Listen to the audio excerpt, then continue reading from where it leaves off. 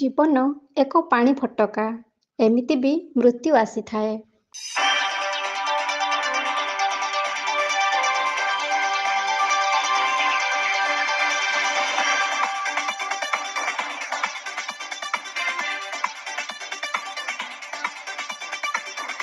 ସମୟ ସନ୍ଧ୍ୟା। କଳାହାଣ୍ଡି ଜିଲ୍ଲା ନର୍ଲା ସହରର ଷ୍ଟେଟ୍ ବ୍ୟାଙ୍କ ସମ୍ମୁଖରେ ଥିବା ଚା ଦୋକାନରେ ଚା ପିଇବା ପାଇଁ ଗ୍ରାହକମାନଙ୍କ ଗହଳି ଲାଗିଛି। ସେହି ଗହଳି ଭିତରେ ନର୍ଲା ବିଦ୍ୟୁତ୍ ବିଭାଗର ପୂର୍ବତନ ଡ୍ରାଇଭର 55 ବର୍ଷୀୟ ଯଶପାଲ ସିଂ ମଧ୍ୟ ଚା ପିଉଥିଲେ। ସବୁଦିନ ଭଳି ଚା ପିଇ ଯଶପାଲ ସିଂ ସମୟ ଅତିବାହିତ କରିବା ପାଇଁ ବସିଥିଲେ। କିନ୍ତୁ ଦୁର୍ଭାଗ୍ୟର ସୂର୍ଯ୍ୟଟା ଧୀରେ ଧୀରେ ଯଶପାଲ ସିଂ ଉପରେ ପ୍ରଭାବ ବିସ୍ତାର କରିଚାଲିଥିଲା।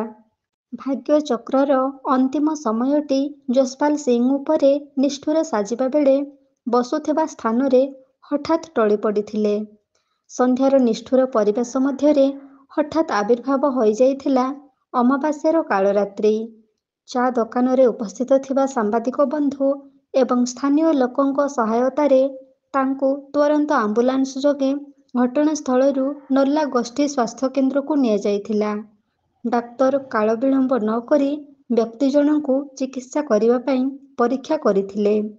କିନ୍ତୁ ଦୁର୍ଭାଗ୍ୟ ସୂର୍ଯ୍ୟଟା ଯଶପାଲ ସିଂଙ୍କ ଜୀବନରେ ଉଦୟ ହୋଇସାରିଥିଲା। ଡାକ୍ତର ତାଙ୍କୁ ପରୀକ୍ଷା କରି ମୃତ୍ୟୁ ଘୋଷଣା କରିଥିଲେ। ଚା ପିଇ ସାରି ସମୟ ଅତିବାହିତ କରୁଥିବା ସମୟରେ ଟଳିପଡ଼ି ମୃତ୍ୟୁ ହୋଇଯିବା ଏ ଅଞ୍ଚଳରେ ସ୍ତବ୍ଧ କରିଦେଇଛି। ସୂକ୍ଷ୍ମ ଜୀବନର ସୂକ୍ଷ୍ମ ପରଦାରେ ଭାଗ୍ୟରେଖାଟି ଏତେ ସୂକ୍ଷ୍ମ ଭାବରେ ଲେଖା ହୋଇଯାଇଛି ଯେ ମୃତ୍ୟୁ ଯେକୌଣସି ସମୟରେ ଆସି ବହୁମୂଲ୍ୟ ଜୀବନକୁ ଯବନିକାକୁ ନେଇଯାଇଥାଏ। କିଛି ଦିନ ହେଲା ସେ ଅସୁସ୍ଥ ରହିଥିବା ବେଳେ କୌଣସି କାରଣରୁ ତାଙ୍କ ଗୋଡ଼ ହାତ ମଧ୍ୟ ଫୁଲି ଯାଇଥିଲା। କିଛି ମାସ ହେଲା ଡାକ୍ତରଖାନାରେ ଚିକିତ୍ସିତ ହୋଇ ସେ ଘରକୁ ଫେରିଥିଲେ।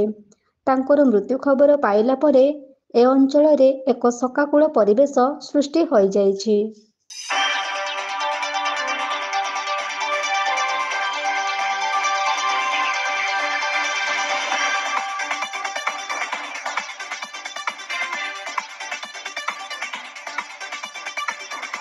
କଳାହାଣ୍ଡି ନର୍ଲାରୁ ବିମ୍ବାଧର ବୁଧିଆଙ୍କ ରିପୋର୍ଟ, এবি ନ୍ୟୁଜ୍।